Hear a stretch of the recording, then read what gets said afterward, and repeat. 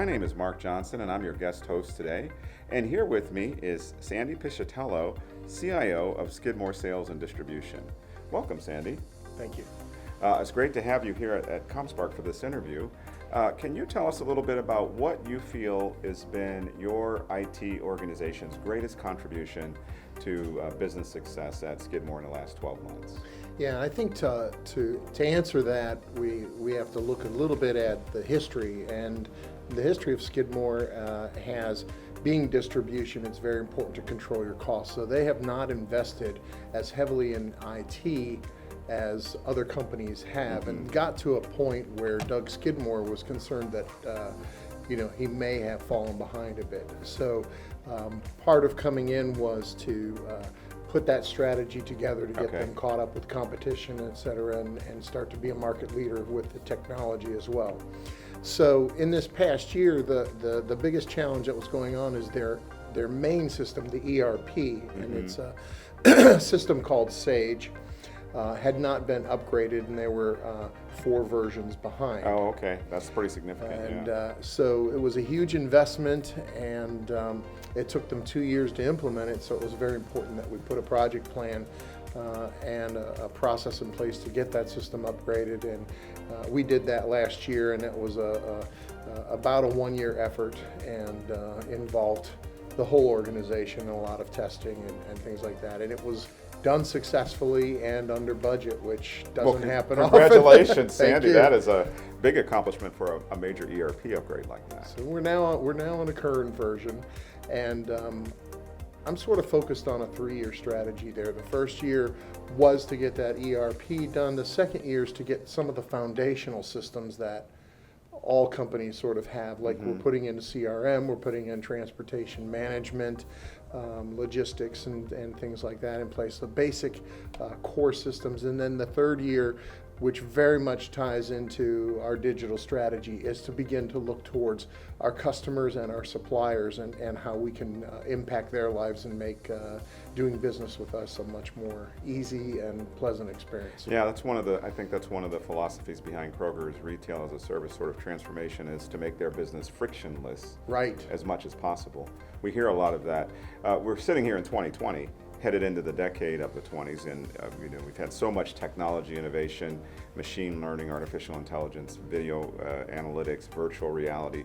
You name all the technical advances. We see things like voice integration with Alexa and all of these kinds of capabilities. As you look at the decade of the 20s now, thinking forward about your business, what does digital transformation mean to Skidmore sales and distribution? Well, I think that for us, our digital strategy is to first look at the industry and understand what is the technological advances that are going on within the distribution industry, and then look within our particular sector, the food ingredients, and begin to get very specific there. So how do we be competitive in that environment? How do we continue to grow? Our business grows. It's anywhere between 5 to 10% per year, and has since its inception.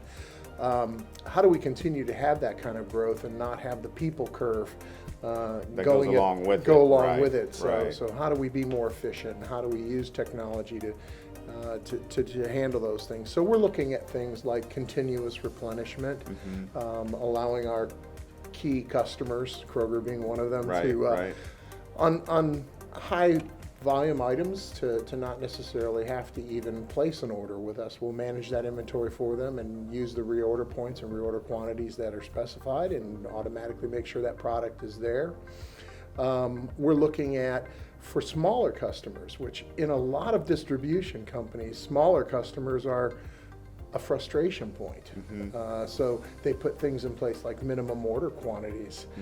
The key, though, is to embrace the smaller customers and put a process in place that has very little touch internally and makes it cost effective to service their needs, much like an Amazon would, and take those small customers and turn them into larger customers. Right. Well, that's a lot of technology innovation in a company that's been around since 1963, I understand.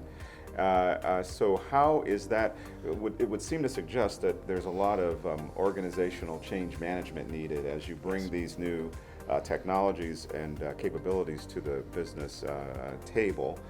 How is that part being embraced in your transformation strategy, the changes to the way, the mindset of the employees that have been at the company that are necessary to enable adoption of these new capabilities? We're fortunate in that our owner, Doug Skidmore, is a very progressive thinking individual when it comes to technology. I would almost say he has a little bit of a back office passion for it. Oh, awesome.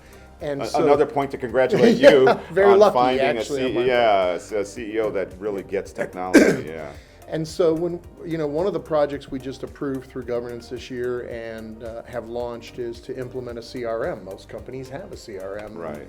We haven't had that. So we're going to be implementing Salesforce.com this year. Okay. And the key was we put forward a recommendation to have organizational change management firm come in and help us with that. So, because some of our sales reps have 20, 30 years of doing things without a CRM. Right. And they're very successful salespeople. Right. How do you bring them along in a world of technology and have them feel comfortable and be able to embrace it? So we've employed an outside firm to help us with that, and Doug's been fully supportive of the cause. That's great. What's your background? How long have you been at Skidmore? I've been at Skidmore for a year and a half Okay. now. Background-wise, I started my career at Procter & Gamble. I was there for about 20 years. Gotcha. Then I left and went out east and was with Merck Pharmaceuticals for a while, and then AmerisourceBergen. Came back to Cincinnati to head up a healthcare services company called TripleFin, and then that company was sold, and then I came over to Skidmore. Wow, well those are some great nameplates to have, hewn your skills to lead IT, and I see why Skidmore really picked you up as a great find in this marketplace. Oh, thank you. What are you seeing in terms of just the talent challenges that we're facing in Greater Cincinnati? I know a lot of our partners that we do business with are just really struggling to get good technical talent. How are you positioning Skidmore to be able to get its fair share?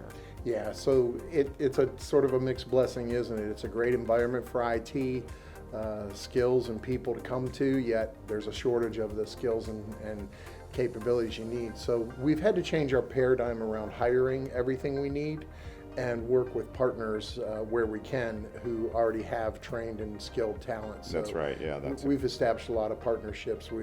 On the Sage, for example, Co Strategics is working with us on helping us with our, we run Agile, so we do sprints for some of the enhancements and stuff, and they're part of our engine behind what we do there. And we're working with Vernovis to help us with our network upgrade and the things we're doing there, and a lot of our infrastructure things. So the partners are giving you capability and access to talent that you couldn't otherwise Yes. find for yourself.